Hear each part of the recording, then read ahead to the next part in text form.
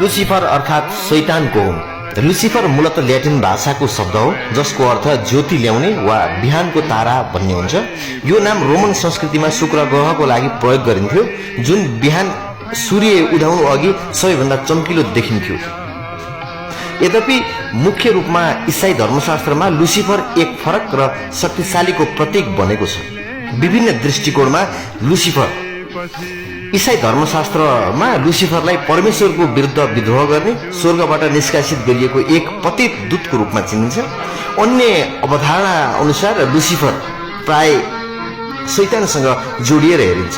बाइबलका अनुसार बेबिलोनका राजाको पतनलाई बिहानको ताराको पतनसँग तुलना गरिएको छ र यसैलाई ल्याटिन भाषामा लुसिफर भनिएको छ। यसै सन्दर्भबाट लुसिफर घमण्ड, विद्रोह र अन्धकारको प्रतीकको रूपमा स्थापित भएको देखिन्छ। सारांशमा लुसिफर शब्दले मूलतः ज्योति र चमकलाई जनाए पनि इसाई परम्परामा यसको अर्थ गर्वको कारण पतन भएको परमेश्वरको शत्रु भन्ने बुझिन्छ। विश्व राजनीतिमा यसको प्रयोग किन भइरहेको हुन्छ? विश्व राजनीतिमा लुसिफर वा यसका पर्यायवाची शब्दहरू शैतान वा असुरको प्रत्यक्ष प्रयोग खास गरी प्रतीकात्मक र लाक्षणिक रूपमा हुने गर्दछ। यसका पछाडि मुख्यतया निम्न कारणहरू छन्।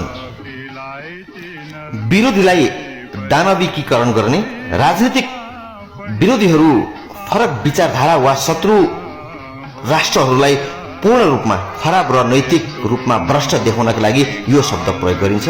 कसैलाई लुसिफर वा शैतान भन्नुको अर्थ उनीहरू मानव होइनन् तर शुद्ध खलनायक हुन् भन्ने आरोप लगाउनु हो। यसले आम जनतामा डर, घृणा र आक्रोश पैदा गर्छ र आफ्ना समर्थकहरूलाई एकजुट बनाउन मद्दत गर्छ। 2. घमण्ड र निरङ्कुशको आलोचना। लुसिफरको पतनको कथा घमण्डको परिणाम।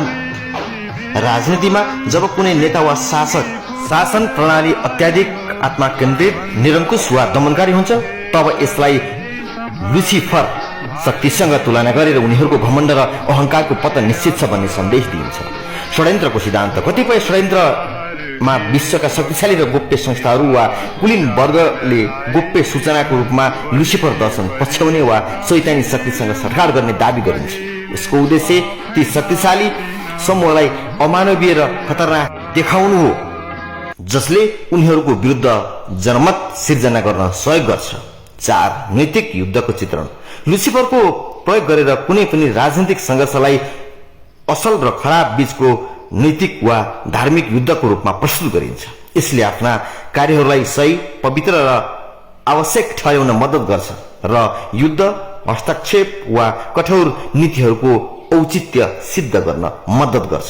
संक्षेपमा विश्व राजनीतिमा लुसिफरको प्रयोग प्राय भावनात्मक भाषा र प्रतीकात्मकको एक शक्तिशाली हतियारको रूपमा लिइन्छ जसले आफ्ना विरोधीहरूलाई अन्धकार शक्तिको प्रतिनिधि ठहर्याउँदै जनतालाई भावनात्मक रूपमा आकर्षित गर्दछ।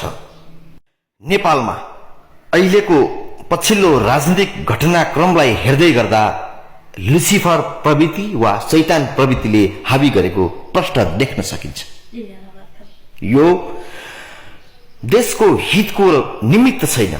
यसले राष्ट्र विकास होइन दुर्गतिको बाटोमा अगाडि लाने निश्चित देखिन्छ।